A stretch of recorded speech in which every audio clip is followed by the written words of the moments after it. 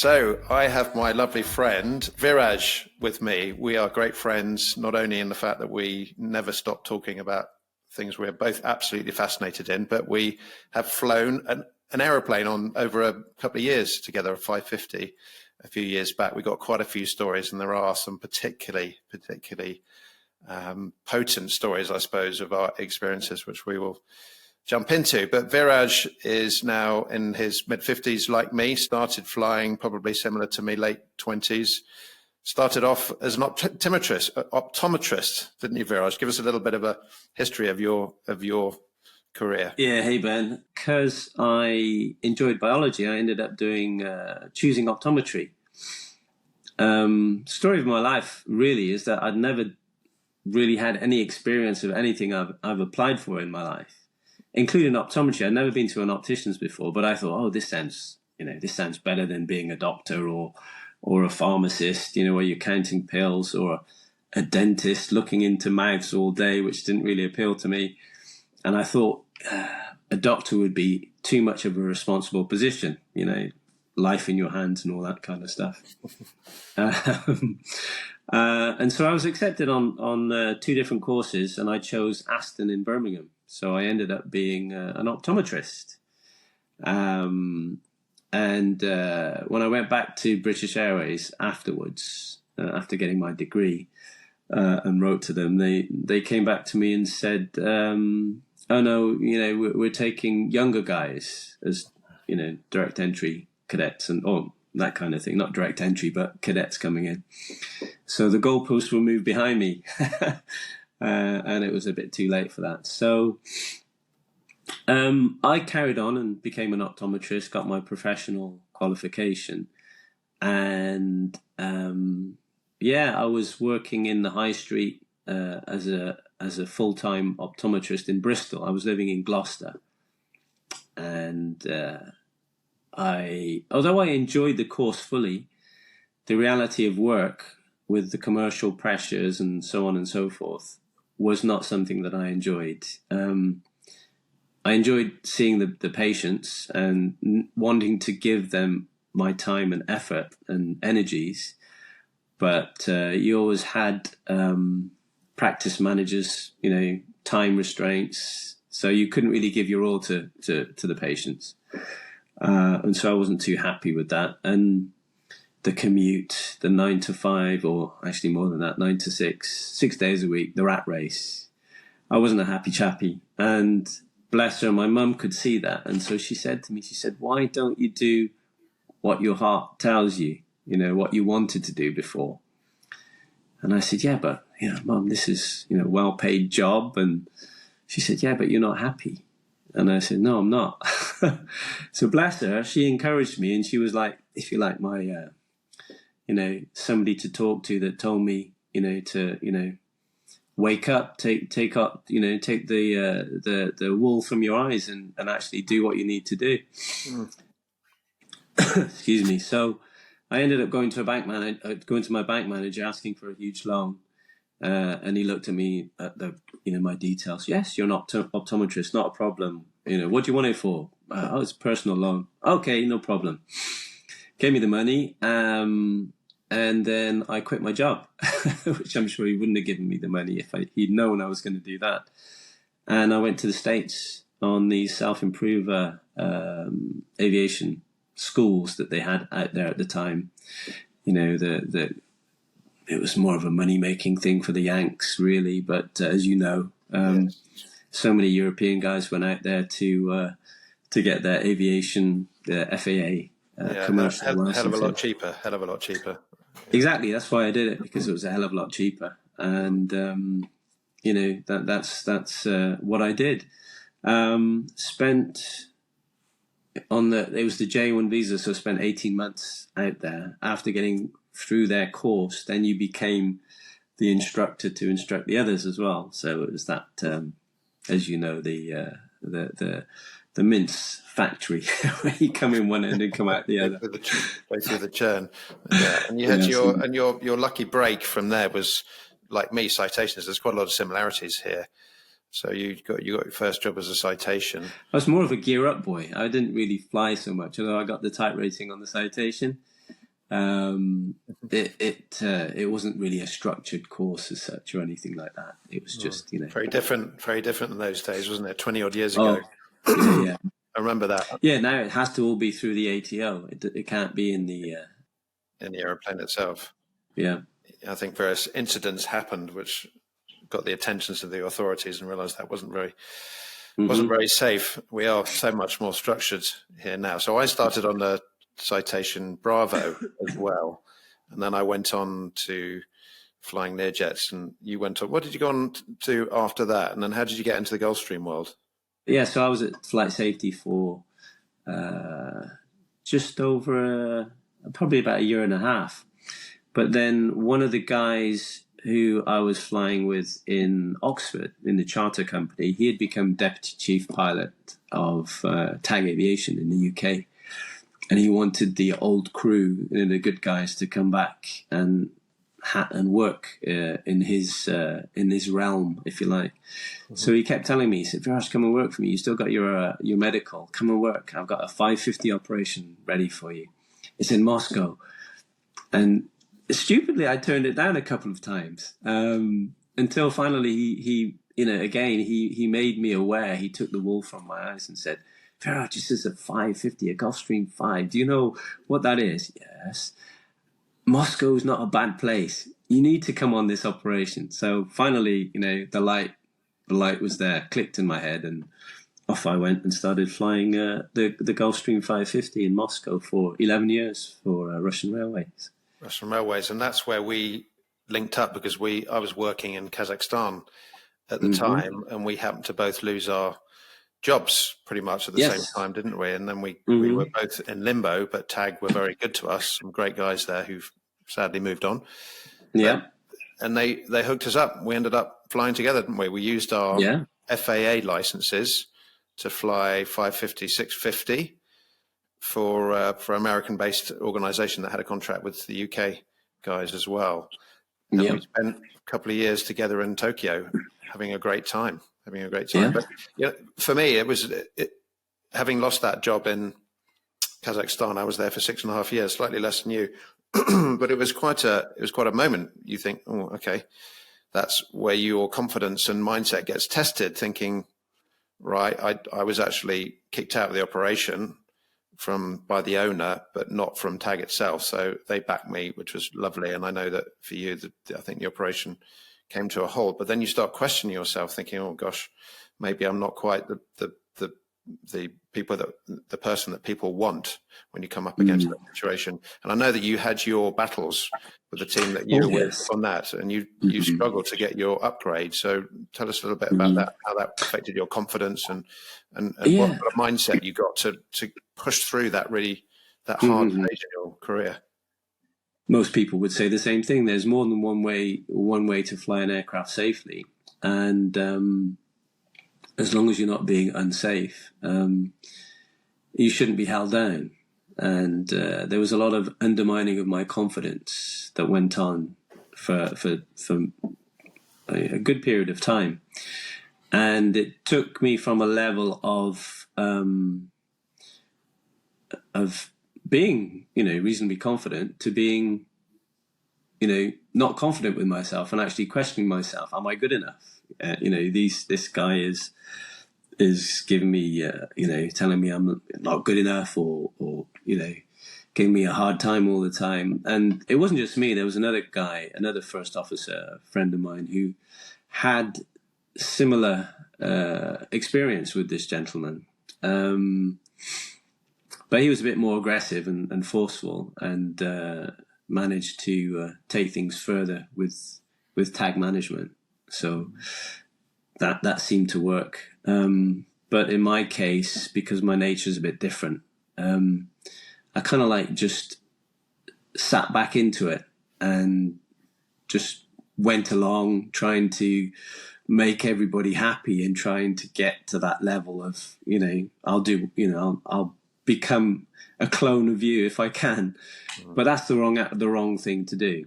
And so finally, the operation came to a halt, and we went to Nissan, and the whole culture and philosophy there was so much different. With one of our colleagues there who was tasked with the line training, and straight off the bat, as you know, started flying with them as captain. So and no looking back since then with all the different operations I've had. So it made me realize that you get the wrong person, or the person is in a position where they shouldn't be in that position. They can really cause problems for an individual, and how you deal with that is really important, because you do get these people in life who are happy exerting themselves and feeling superior to you and holding you down.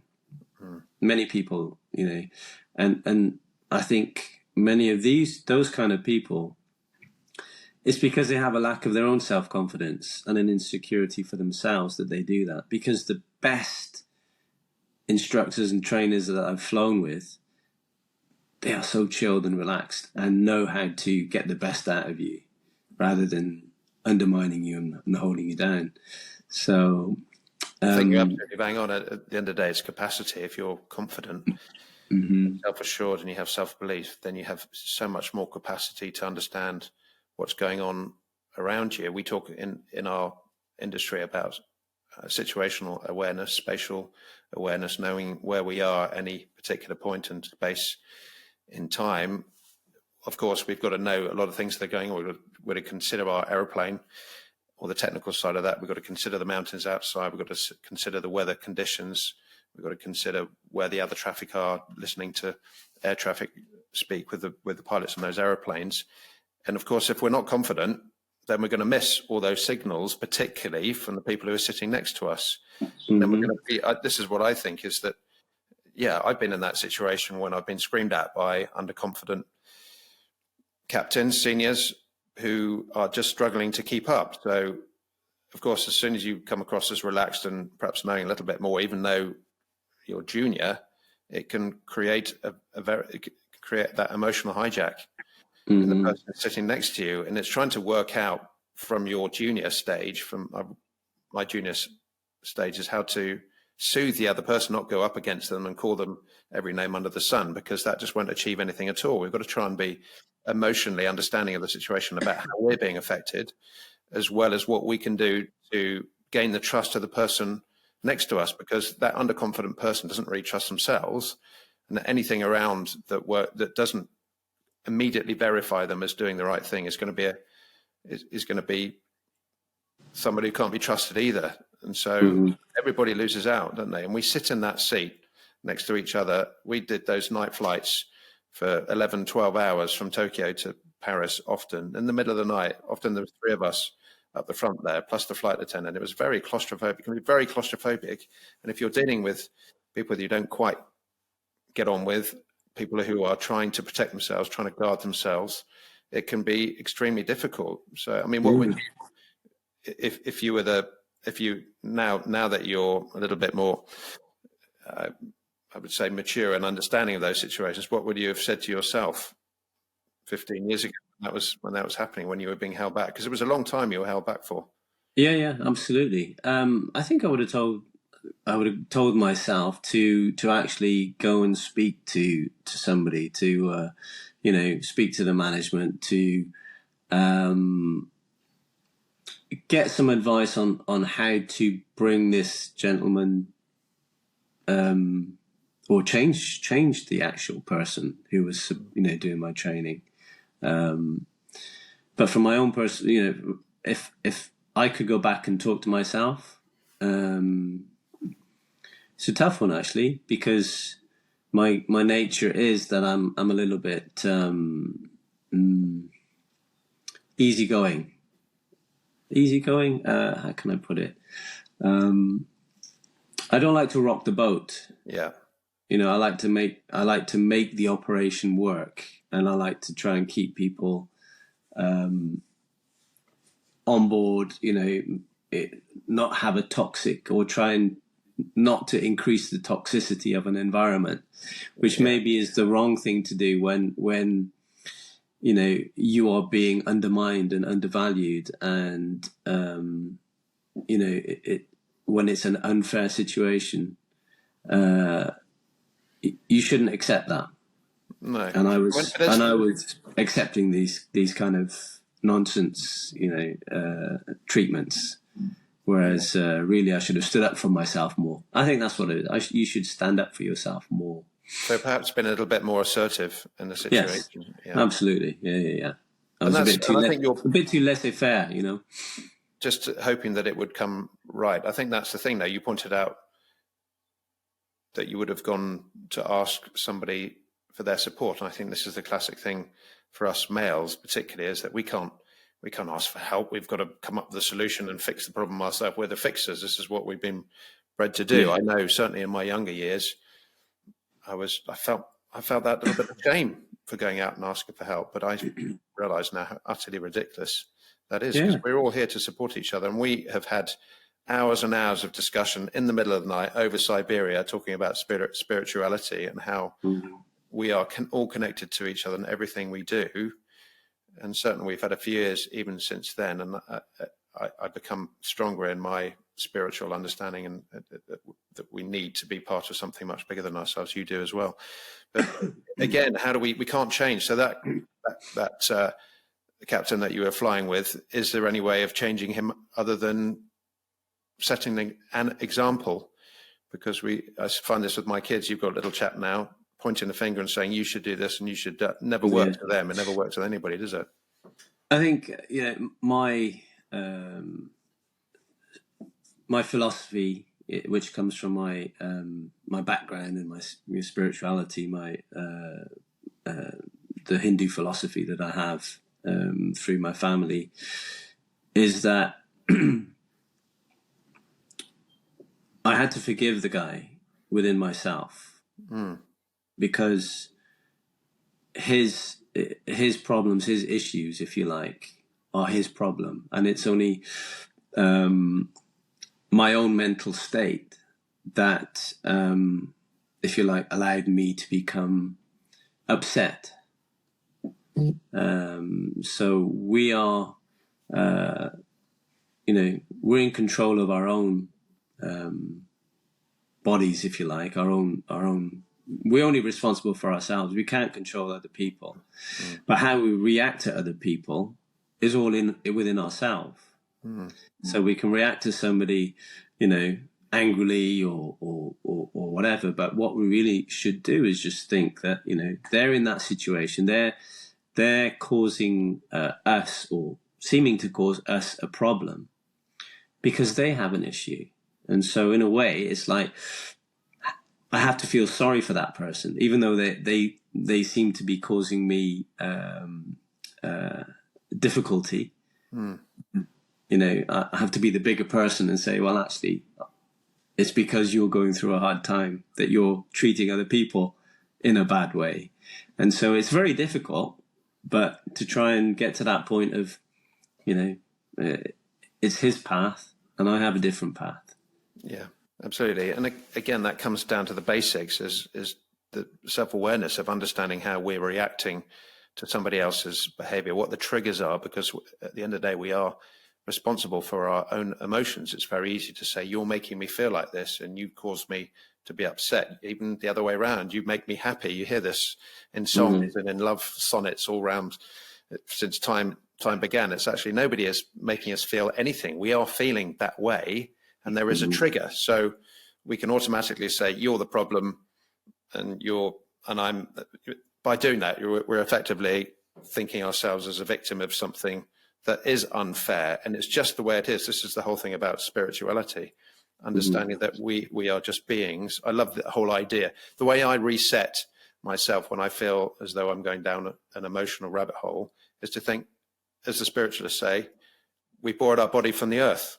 We're all part of the same system. We borrowed our body from the earth. So we're just a being. We're a spiritual being.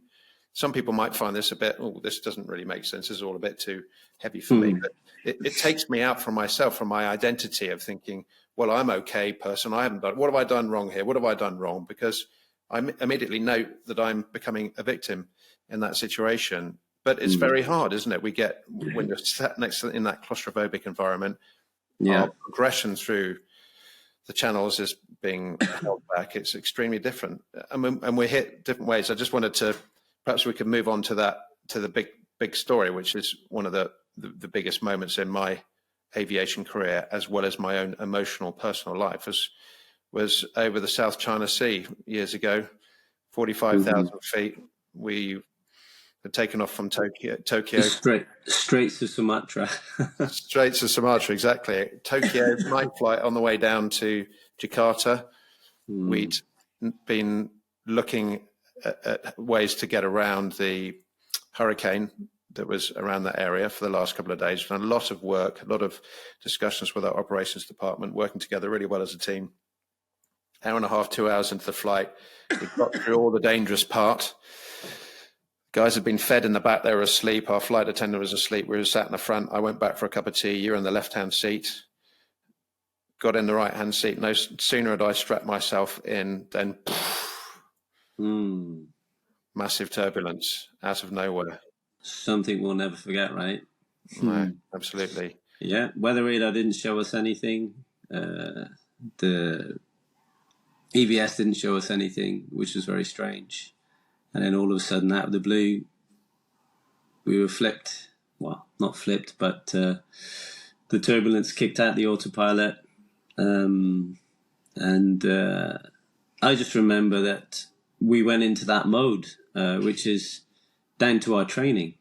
Even though when we do, and this is the whole thing about, you can make your body and your mind trained to do something like on automatic. It's a muscle memory, because we've done so much training. It just kicked in about, how to recover from it. And I just remember, being very surprised, obviously, taking control and trying to get the aircraft back on a stable track. And I just remember hearing you very calmly giving me the speeds, giving me the altitudes and the rate of descents or climbs. And we got it back. We got it back to the level after that extreme turbulence. But then we had the other surprise, didn't we? All of a sudden, four more surprises. Four big surprises. Several times by lightning. Yeah, big lightning strikes. I mean, I still think of that now. I've never seen anything. I don't think I'll ever see anything like it. That bolt of lightning literally feeling as though it hits you on the nose. And I remember in that situation, I was in the right-hand seat, so you were handling, autopilot got kicked out, nose came up quite sharply, then the left wing dropped, then the nose dropped really quite quickly, and the red tapes of overspeed started to come up. Pretty nasty situation. You got hold of it really quickly and stabilized it. Because we'd been in the training, I think you're absolutely right. We've been in that training environment, and recently we'd been, I think maybe together, the two of us, we'd gone through the Air France accident in the South Atlantic when they went through the thunderstorm and it screwed up the system, so they couldn't work out whether they were going fast or slow. And that was the immediate thing that came to my mind. Is like, whatever you do, come back to your senses. If it doesn't make sense there, how does it feel? Are we going too fast? Are we going too slow?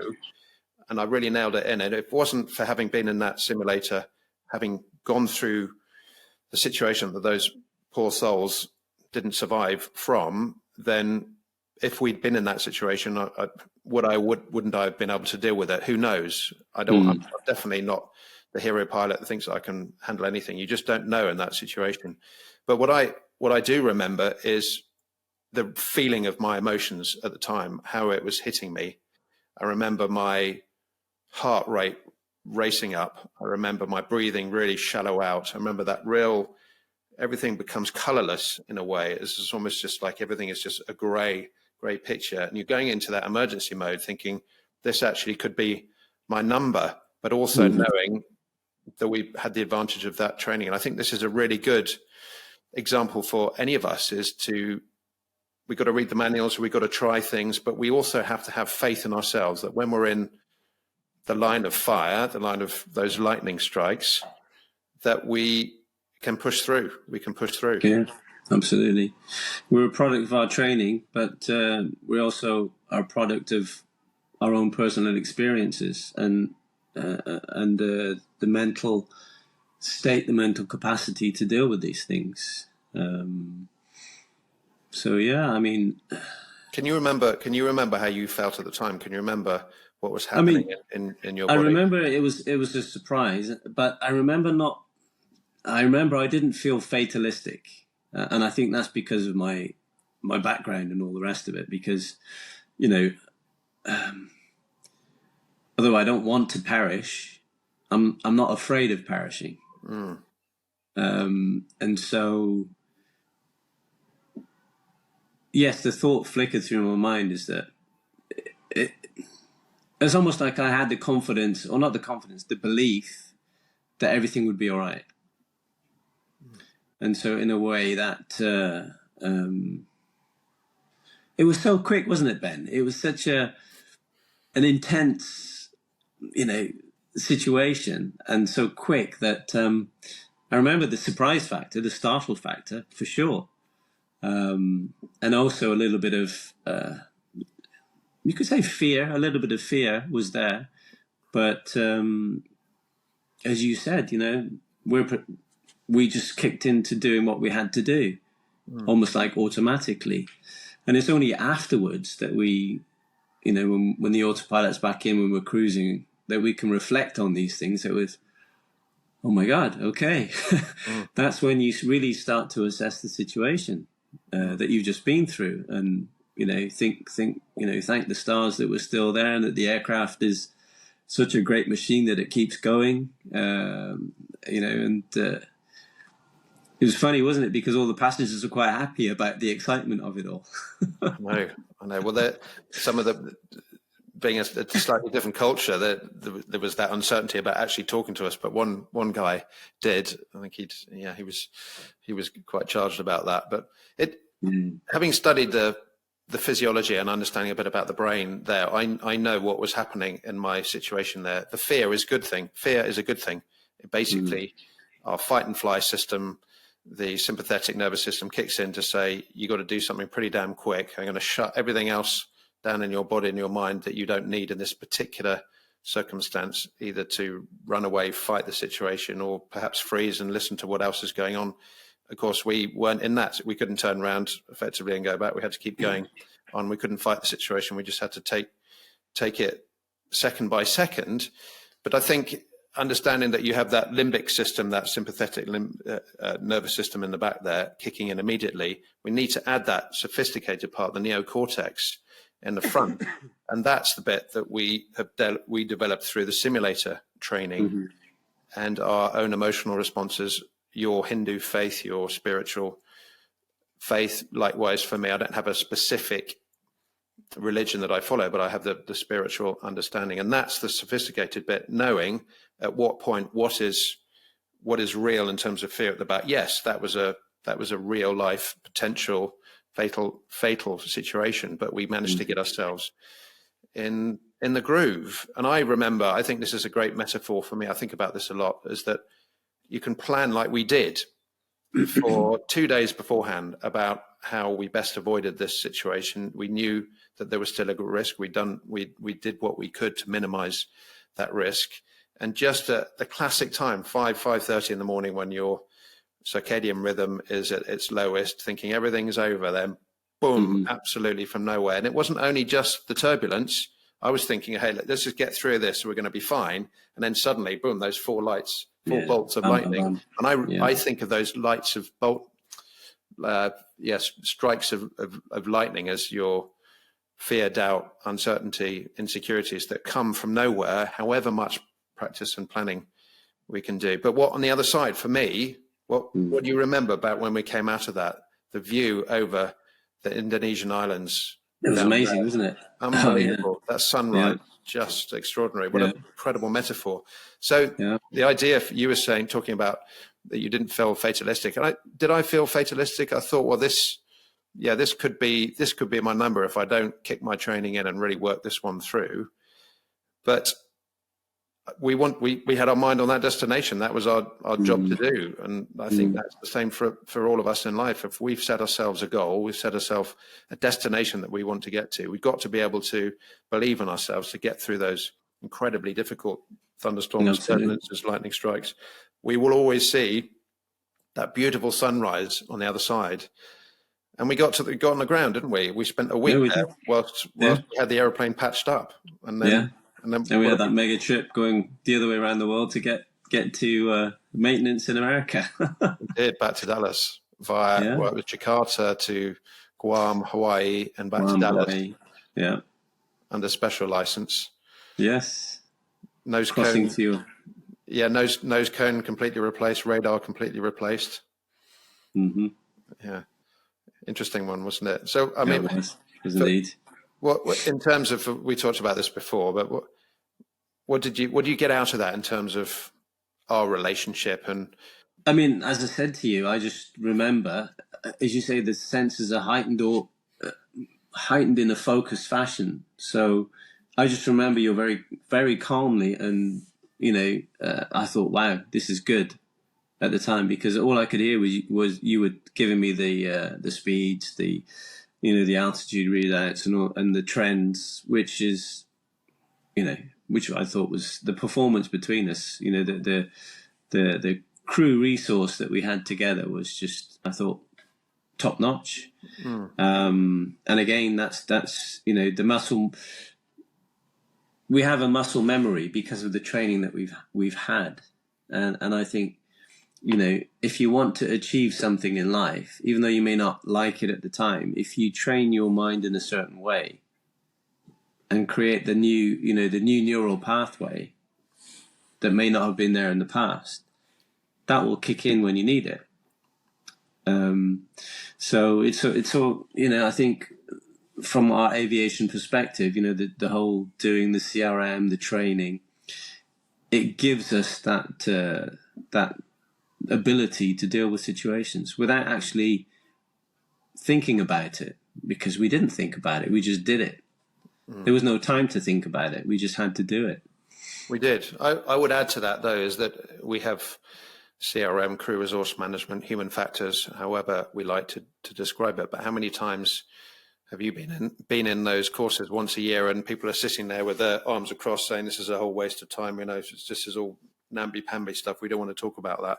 You've got to buy into that. And I think that's why, on definite reflection so many times in the last few years, why did we work so well together in that very intense, very short period, is because we are very much in touch with our emotions. We really try to understand, we try to develop, we try to educate ourselves on that, talk about it openly. We have an understanding that we're part of something much bigger than ourselves. So we don't have that whole thing of, well, of course we all have the ego thinking, I'm going to prove myself. And then when the fear hits, you start screaming and shouting at the other person because you don't have the capacity to consider them. Fear takes over.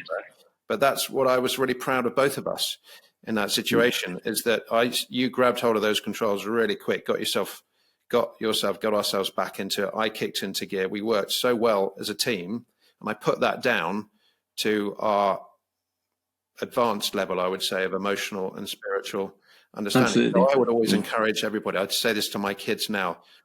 They get sick of it, but I keep reminding them that actually we can have the mindset of, I'm going to do this and I'm going to do that, and I'm going to get the Range Rover and I'm going to get the house and the big job, and I'm going to get out and I'm going to get fit and have big muscles and I'm going to look beautiful.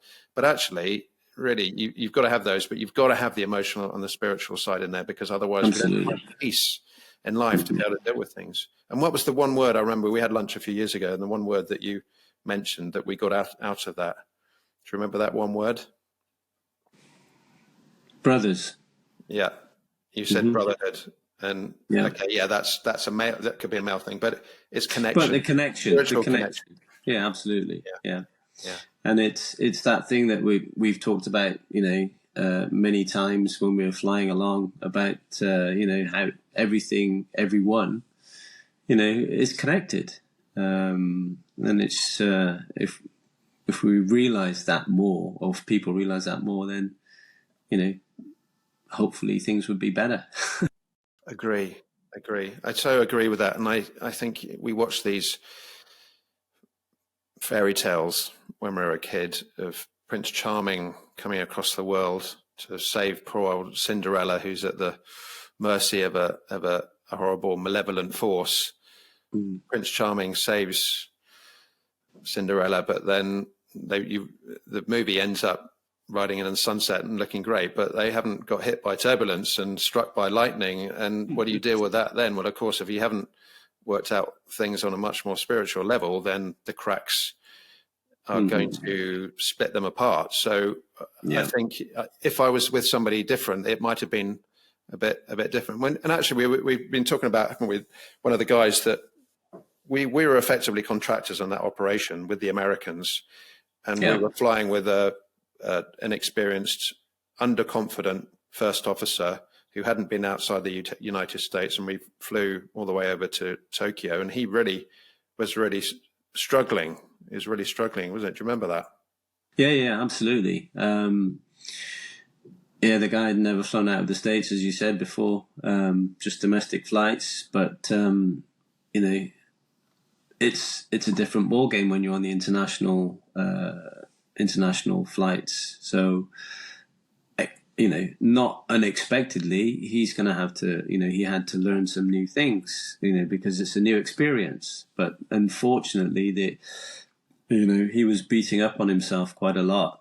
An ego-based thing, really, because he felt he was not good enough, not performing to the way he should be, and kind of like reverted to doing, drowning his sorrows at the end of the day after a flight, which, it would have been very easy for us to have,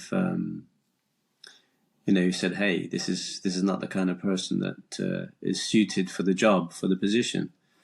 But we both understood, the stress and the new environment that he was being exposed to.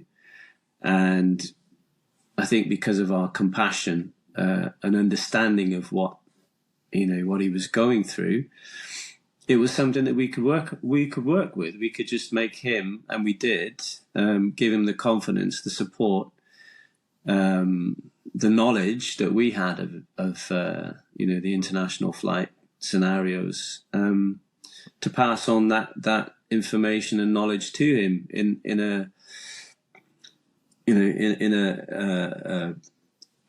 careful way, and in a way that he absorbed that information. I think you're right. And compassion was the word. Compassion comes from an understanding that we've been in that situation before. I remember coming in to land in Tokyo, and it was bumpy as hell, as usual. And we got that shortcut coming in, and he was on the radio on the right-hand side. I was on the left-hand side, and he just got completely overloaded.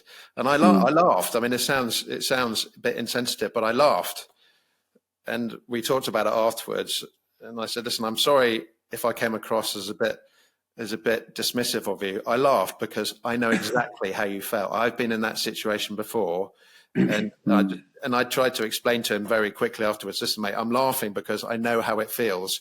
And you are going to get through this. And you are, exactly. You're perfectly capable of getting through it. And of course, but he was in that emotional hijack situation of thinking, I'm a bloke, I should know how to do this. I'm not good enough. I'm going to get judged. I'm going to get my papers signed off back to the boss.